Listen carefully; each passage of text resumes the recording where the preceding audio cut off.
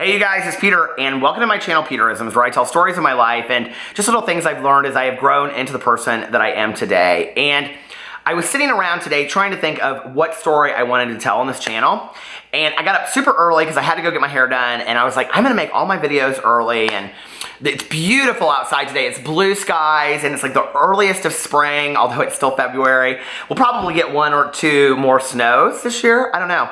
And I was like walking around cleaning stuff up, and I have this framed picture that Autumn sent me. So Autumn is, hey Autumn, she's a viewer that has watched from the very beginning, and she sent me this framed picture of a cardinal. And it says on there something to the effect of like, a cardinal is a sign from heaven. Well, the reason that she sent it to me was that my mom and I had the opportunity, before she went into a coma, to have the last conversation, so to speak, where I asked her all kinds of things about her life and my life and lessons that she had learned and, you know, all that kind of stuff. And in there, we decided, she said, you know, if there is an afterlife, I'll come, like, I should give you a sign, right? And I said, yeah, like, what would you come back and let me know? And we were upstairs in her bedroom, because now I live in her condo, and we were laying in her bed, and it just was, you know, I'm gonna get very emotional telling this story. So it was just, you know, and looking back on that, I don't think either of us really realized we were as close to the end as we really were. It was kind of this hypothetical conversation. And she said, okay, well, we both love cardinals, redbirds, so if I come back, I'll come back as a redbird. And so I've always loved redbirds, and so has she. And so I've been I've been looking for them forever. And there's, like, in my backyard today, I've seen like 3 redbirds. Now, what's funny about this is that years later, I told my dad this, and he goes, yeah, that's a really good sign. I was like, I know, because Mom and I both love redbirds. And he's like, it's also the state bird of Indiana, so they're everywhere. So maybe we shouldn't have picked cardinals, but it still means something to me. And I saw Autumn, excuse me, I saw Autumn's picture today, and then I saw a redbird outside, and I was like, that's the video that I'm gonna make. I'm gonna talk about the day that my mom passed away. I've talked a lot about it on vlogs, but I've never dedicated like one entire video to it. And I think, you know, to some degree, and maybe I'll talk about the funeral experience in the next video, and maybe I'll do like a 3-part series or something on here. We'll have to see how much I get done in this video. You know, talking about, you know, the next couple days after that, because a lot of people ask me about grieving and grief, and really everything I know, I learned by going through it myself. It's just not any deeper than that. And the one thing that I learned about grief is to allow myself to feel it as I'm going through it. I didn't resist it. I didn't push it away. If I was having a day where a song came on the radio, if it was a random Tuesday, I was thinking about my mom, I just pull over the side of the road, bawl my eyes out, and let myself feel it. I even had like movies that we loved together, like My Dog Skip and The Color Purple, and I would watch them and I would listen to the music and our favorite scenes and just let myself bawl my eyes out. And I think that that's really cathartic to the grieving process, because a lot of times, especially, and I've talked a lot about this on here, I was really numb afterwards for a long time because I didn't really know how to feel, and it was very surreal until you've gone through it, especially with a parent, I think, at whatever age. It's like, you know, this is a person that's been there for your entire life, so it's really hard to tell somebody else what it's like, or, you know, explain what the feelings are. You can't even conceptualize it until you go through it. It's just the only way I can say it is it's surreal. So this is kind of what happened. My mother was very, very sick, and she got sick in January with the flu. And after that, she started having a lot of symptoms of, you know, not being able, she was dehydrated a lot. And we took her to the hospital, and they released her, and they said she has dehydration. She wouldn't drink, she wouldn't eat. You know, she tried, but she just couldn't do it. Boo Radley's back there. And she tried, but she just couldn't do it. And she was so weak all the time. And at that point, we really kind of thought maybe it was psychiatric. We thought maybe there's my aunt and I, who was her only sister, my Aunt Kathy, thought maybe it was psychiatric. You know, that maybe my mom, she's a person that suffered with depression, and at that time, we didn't call it bipolar disorder, we called it manic depression. You know, she would have periods of mania and periods of depression where she literally couldn't get out of bed. And so we thought maybe this is psychiatric, maybe we're in like a fugue state of depression and she just can't get out of bed. Until, you know, she really tried to start fighting. And during that conversation, you know, I said to her, I said, Mom, you're such a fighter in life. Why aren't you fighting this? And she said, if I knew what it was, I could fight it. Now, what's interesting about this is that because my mother did not believe in privatized healthcare, and she was a hippie at heart. And so she had something called the Hoosier Insurance Plan, which was basically, it's not like Medicaid or Medicare. She was too young to have, she was 64 and a half when she passed away. She was too young to get Medicare, and she made too much money to get Medicaid. So it was like for people that kind of were in between. Boo Radley cannot decide where he wants to be. Can you see this? So anyway, what's so funny about this with all my dogs is my mother was terrified of dogs all her life. And I've so many times wished that she could have met Boo Radley or Tucker or Pee-Pee, because she would have, I think, had a new love for dogs that are so sweet and just gentle around her, you know? So anyway, she had to go through a certain hospital in Indianapolis that took that insurance. Now, my dad is on the staff of another hospital. And even though they had been divorced since I was 8, they still communicated and had a relationship. And he was very involved in what was going on medically with her. And so she went to that hospital and she got diagnosed with Wegener's vasculitis granulomatosis. And it's a very, very rare disease. Only 500 people a year get the kind that she had. And they diagnosed it immediately. Well, my dad was so intent on getting her to this other hospital that we kept on taking her there, and he finally got her admitted there. And because he wanted to be able to like talk to the doctors and kind of explain to me what was going on. And it took them a while to diagnose exactly what was going on, because by the time that we took her from this place to the other place, her symptoms shifted. And it was nobody's fault. This is not a blame video. I have no blame in my heart towards anybody. You know, it just was what happened. You know, from the 2 weeks that she was at one hospital, they diagnosed it, to 2 weeks later, the symptoms that she had were completely different. So her pain was so excruciating that at one point they had to finally induce her into a coma. And their plan was to bring her back out of it, but that never happened. And I had gone to Vegas about a week before my mom passed away. I did not want to go. The doctor, my dad, and my aunt all met with me, and they said, there's nothing that you can do here. You're a 3-hour flight away. If something happens, we'll call you. You can be on the next flight home, and we'll deal with it then. And I was like, okay. So my friend and I went to Vegas for a week. Great time. And it was like, I thought I would be coming back and having to think about things like, you know, getting my mom into an assisted living program. At that point, she had been in a coma for like a month. There's a lot of little stories that go in and out where I was there every night. She had 24-hour care, not only hospital nurses and doctors and stuff, but like there was always somebody there. My mom was sober. She got sober 6 months after I did. The women from the 12-step program that she was in were literally there all 24 hours a day, just sitting with her. And so I would come in there and sit for a couple hours every night. And I remember my dad was doing rounds, and he came in there and he saw me, and he goes, it was like a Friday night at like 10 o'clock. And he goes, what are you doing here?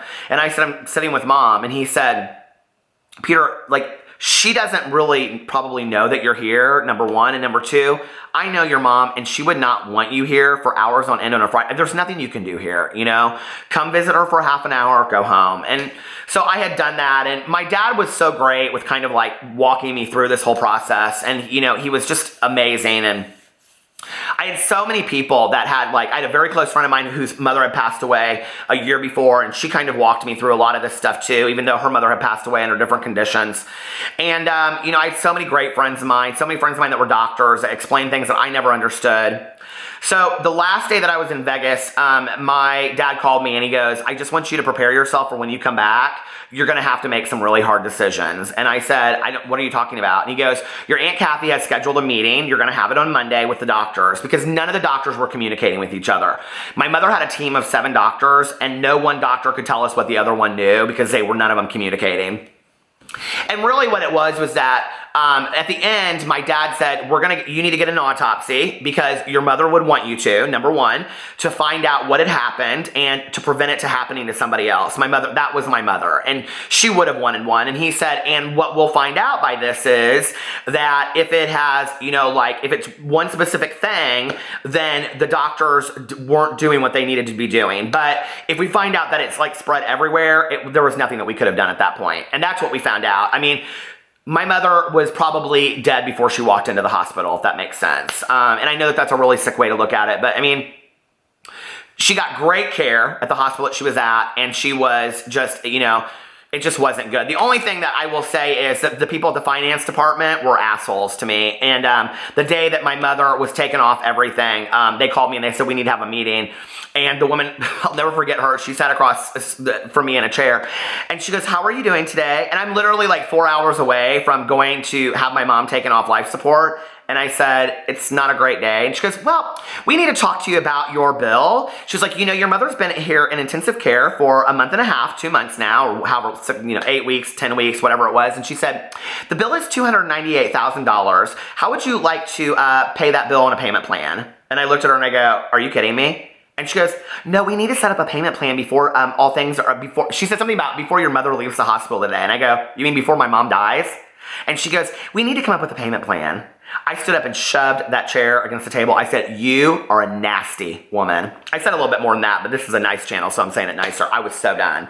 And what's so funny is that the insurance that she had a $300,000 cap. I literally got a letter 2 weeks later in the mail, and it said that you still have 2 weeks left, or $2,000 to use on your insurance cap or something like that. But anyway, we had this meeting with the doctors, and my aunt sat there, and all these doctors were like, well, we think it's this, and we think it's that. My mom, basically what had happened at that point, she was on dialysis. She had like bloated because she was on such high levels of dialysis. Her kidneys were really affected by it. Her kidneys, she literally died of kidney failure. That's what her death certificate says. But it is a cause of this disease, which is an autoimmune disease that attacks certain areas of your body. And so these doctors were like, well, it could be this, it could be that, and whatever. And my aunt took her sunglasses off. So I put my aunt's on my video. She passed away last January. And she took her sunglasses off and she threw them across the table. She said, my sister is dying in there and none of you can tell me what is going on. Start talking. And my aunt was brown coiffed hair, Chanel suits, big black sunglasses. You didn't screw with her. And these doctors started talking. I mean, they went crazy. And they're like, I'm like, okay, slow down, slow down. This one doctor looked at me and he was very, very nice. And he said, your mother will never walk again. She will never talk again. She probably will never eat on her own. And she'll probably have to be on a ventilator for the rest of her life. And my aunt looked at me and she said, don't do this to her. Please do not do this to her. She said, your mother loved to dance. She loved to drive. She loved to go places. She loved to listen to music. This is no quality of life for her. Do not do this for her. She would not want this. She wouldn't want this for you. And I was like, okay. I said, well, what does this mean? And they said, well, because you're the next of kin, and at that point they had signed over. I was my mother's like guardian at that point.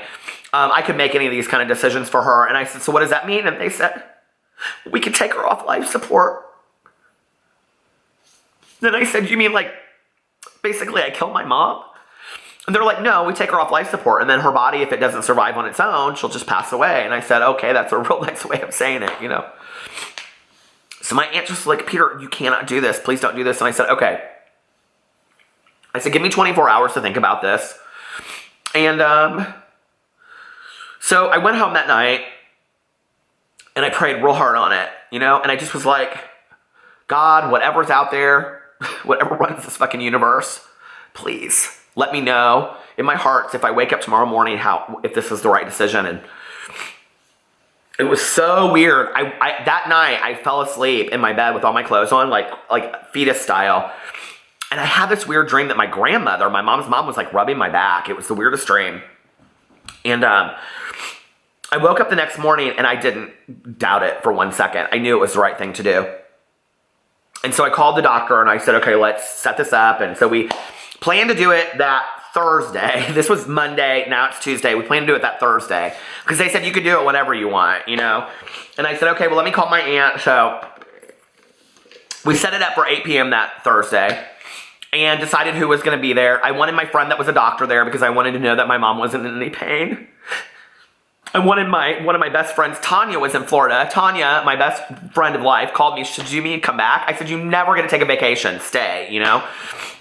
And she said, well, I'll be back as soon as, you know, like as soon as all this happens, I'll be back, you know, and the funeral and all that kind of stuff. And I said, okay. So my other best friend at the time, who was in recovery, I wanted her there. And there was, you know, my mom, my aunt, my uncle, and then our Carol and Ken, who are best friends of my whole family, were there. And And they were there when my aunt died too. And so, anyway, God, why did I do this video today? It's like, you guys are like, Peter, you always put yourself through this bullshit. I just want this video on my channel, so if I ever want to go back and look at it and remember the story, I will, you know? So that Wednesday night, I get this call at like 1 o'clock in the morning from the nurses, and they're like, okay, your mom's heart is going. And I'm like, what are you talking about? And they're like, we need to know if you want to resuscitate her. And I'm like, well, yeah, I mean, like, we're taking off life support tomorrow. Yes, please resuscitate her. And the nurse is like, okay, Peter, I need to explain something to you. When we resuscitate somebody, it doesn't look like it looks in movies or TVs. Like, it crushes the rib cage. It's not pleasant, okay? And we can't even promise you then that we'll bring them back. It's torturous. And I was like, okay, well, I said, but we're supposed to do this thing tomorrow. And she's like, okay, I need to know what you want us to do. And I said, then don't resuscitate her. I said, but can I come in at least and see her tonight? She said, yeah, you can come in whenever you want. I remember I took a shower and I like went and got a Fountain Coke and a pack of Newports. And I listened to Bob Dylan as I drove in there. And I went in that hospital room and I sat with my mom till like 4 or 5 o'clock in the morning and told her all the shit in my life that she didn't know about, you know? And told her that she had been a good mom. And forgave her for all the things that we had never talked about, you know? The drinking and all that kind of stuff. I mean, we talked about it, but I said it in a different kind of way. And I said, you know, the best mom I could have ever wished for. And her heart didn't stop. And so I left. And I said it to the nurse that time. I said, no, this is supposed to happen tomorrow. My aunt has to be there. You don't understand. My aunt has to be there. She's like, well, okay. So anyway, I think my mom knew that too. I think my mom knew that my aunt had to be there. So the next day my aunt calls and she goes, okay, we're going to get there at such and such time. And so we all get there and my aunt is playing. This crushed my soul. My mother loved Gregorian chants like monks and show tunes. And so my aunt's playing all of my mom's favorite show tunes like in the hospital room. And so the nurse comes in and she said,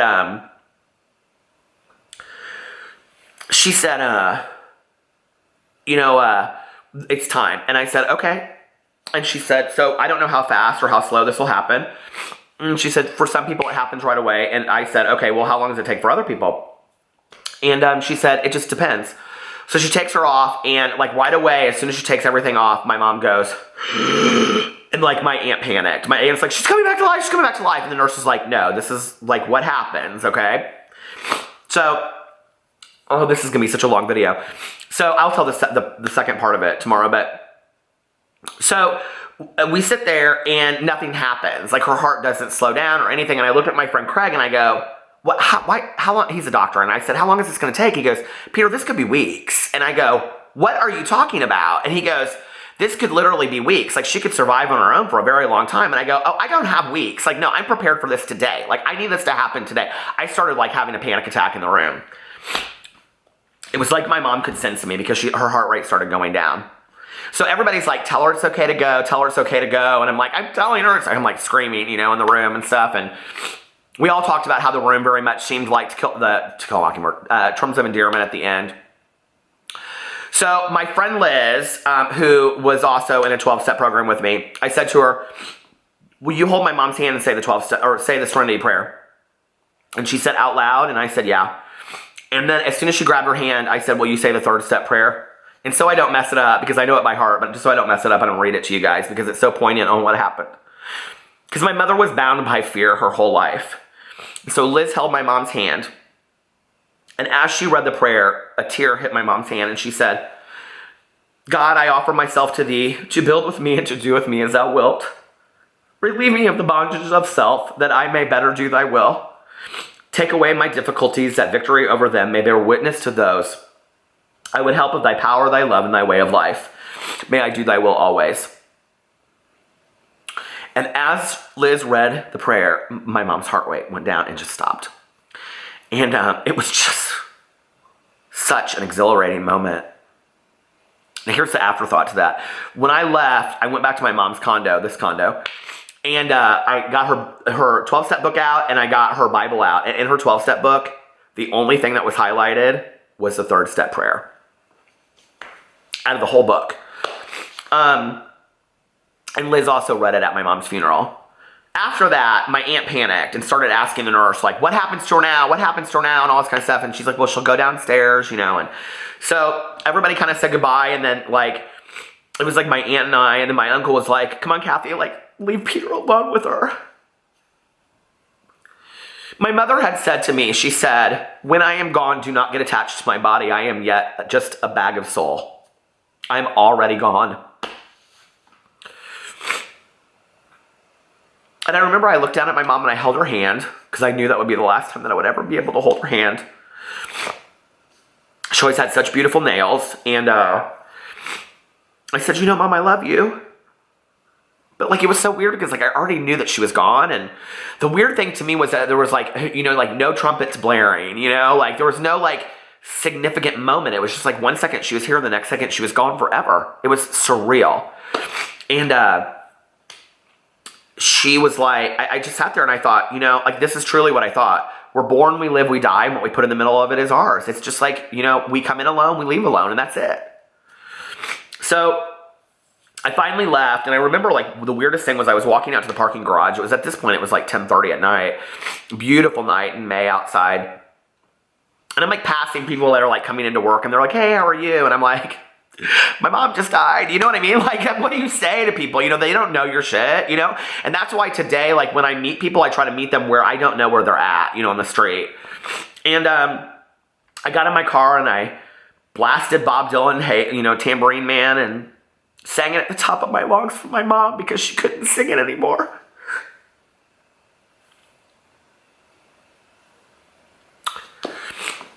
And then I came back here to her condo and I just sat and just read her journals and, you know, read her Bible and all that kind of stuff. And it was such a surreal, I mean, I didn't read her Bible, but I just like read like the notes that she had made in there and stuff. And I found this old like, you know, Indian dress from the Haight-Ashbury that she had from the 70s or the 60s that had like, it was black and it had like wooden beads on it.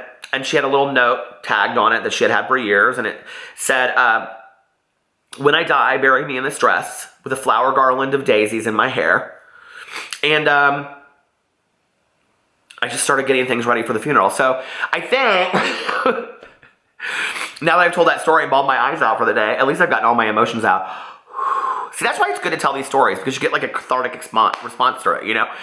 And I don't tell it all the time. And the funny thing is, if I wasn't sitting here telling the entire story, I probably wouldn't be crying the way that I am today. But hey, if you can't cry about it, it didn't mean anything to you to begin with, right? So tomorrow, I think I'll talk a little bit about the funeral, because the funeral and like preparing of the funeral is partly a funny story, but I also think it will be helpful to other people that have never gone through it before, because I do believe that in our society, planning funerals and the days leading up to it are kind of like this built-in system of how we deal with grief. And so, yeah.